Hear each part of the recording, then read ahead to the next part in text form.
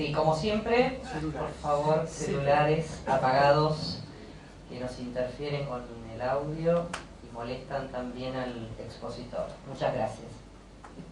Bueno, por favor, doctor Brown. Hoy lo tenemos al amigo Silvio Maresca, que nos va a hablar de una filosofía de la producción. Yo quiero hacer una presentación de acá del amigo Silvio Juan Maresca, licenciado en Filosofía de la Universidad Nacional de Buenos Aires, director de proyectos de investigación del CONICET, Universidad Kennedy, profesor universitario de la Universidad de Kennedy, la Universidad Nacional de San Martín, la Universidad de Barcelona, la Universidad de Ciencias Empresariales y Sociales, y docente privado en grupos de estudio en filosofía. Ha publicado una cantidad muy importante de libros: La muerte de Dios y el filósofo experimental, Placer y bien, Platón, Aristóteles, Nietzsche y la ilustración, Verdad y cultura, las consideraciones intempestivas, El poder en la sociedad posmoderna, Verdad y tragedia, El pensamiento en los umbrales del siglo XXI, Filosofía en actas, Ética y poder en el fin de la historia, En la senda de Nietzsche, Identidad cultural, ciencia y tecnología, y Perón y la filosofía en el 2008. Autor de más de 50 artículos en revistas especializadas en filosofía, psicología, ciencias políticas, cultura, etc.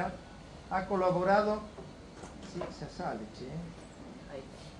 Ha colaborado en suplementos culturales y demás secciones de los diarios Tiempo Argentino, El Cronista, La Prensa, Clarín, La Nación, Perfil. Conferencista y participante en paneles, seminarios, jornadas y congresos en el país y en el exterior. Ha ocupado, entre otros, los siguientes cargos: director de la Biblioteca Nacional, Secretaría de Cultura de la Nación, marzo del 2002 a junio del 2003. Director Nacional de Acción e Industrias Culturales, Secretaría de Cultura de la Nación, febrero del 97 a mayo del 2000. Director General de Bibliotecas, de julio del 95 en Municipalidad Ciudad de Buenos Aires, julio del 95 a agosto del 96. Director General de Promoción Cultural, director del Fondo Nacional de las Artes, asesor de la Comisión de Educación del Senado de la Nación entre el 84 y el 92, presidente de la Fundación Origen entre el 88 y el 96, vicepresidente de la Asociación de Filosofía Latinoamericana y Ciencias Sociales entre el 84 y el 93, miembro ad honorem de la Comisión Asesora de la Filosofía del CONICET 91-94, 2000-2001, 2003-2004.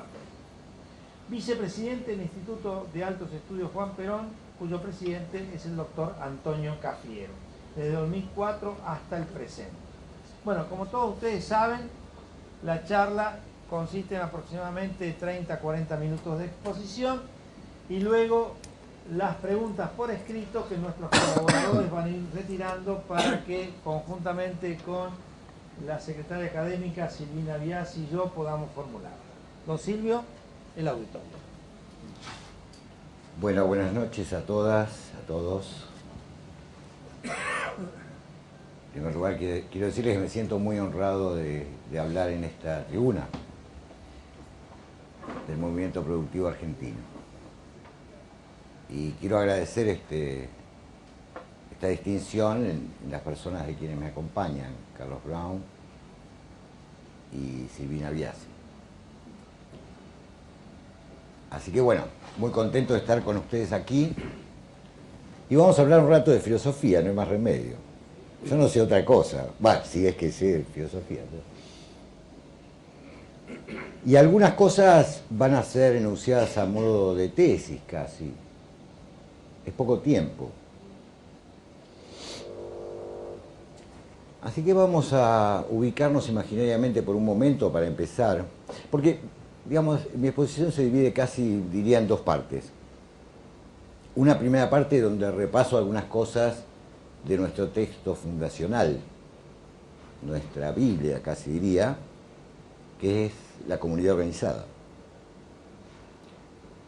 Texto poco leído por los peronistas, habitualmente, y peor comprendido, pero que me parece al cual siempre tenemos que volver, ¿no? Y en una segunda parte donde intentaré pensar con ustedes cómo se puede concebir un un productivismo, pero desde un punto de vista americano. Me gusta decir americano, como decían Alberdi, Sarmiento y tantos otros, ¿no?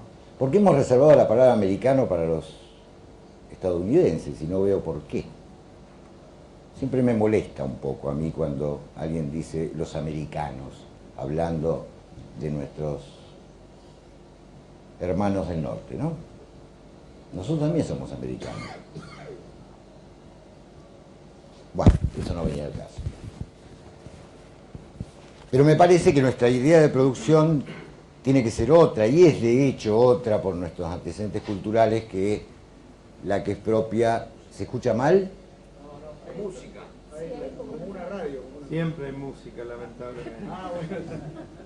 Nos acompaña. Si estuviera Pitágoras con nosotros diría que es la música de las esferas celestes, ¿no? Sí, más o menos.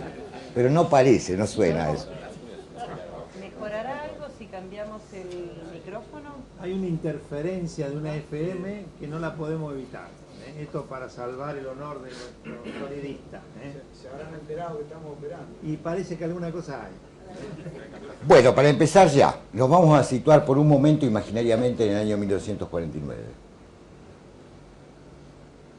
Finalizada una primera etapa de la Revolución Justicialista, Perón decide plasmar los logros de esta revolución y su rumbo por venir en la Constitución renovada, y al mismo tiempo exponer la concepción política que guiaba esta revolución. Respondiendo quizá a sabiendas o no, yo creo que sí, a un imperativo de Juan Bautista Alberdi, cuando Alberdi en el año 37, todavía depositando sus esperanzas en Rosas, plantea aquello en el fragmento preliminar para el estudio de la historia del derecho, plantea aquello de que la revolución, la independencia, que ya lleva 20 años, no va a marchar a ningún lado si no es capaz de formular la filosofía que la preside. Y ahí es donde él enuncia explícitamente la necesidad de una filosofía nacional que dé sustento a la revolución. Por eso digo, Perón de alguna manera sigue en esto el imperativo de Alberdi.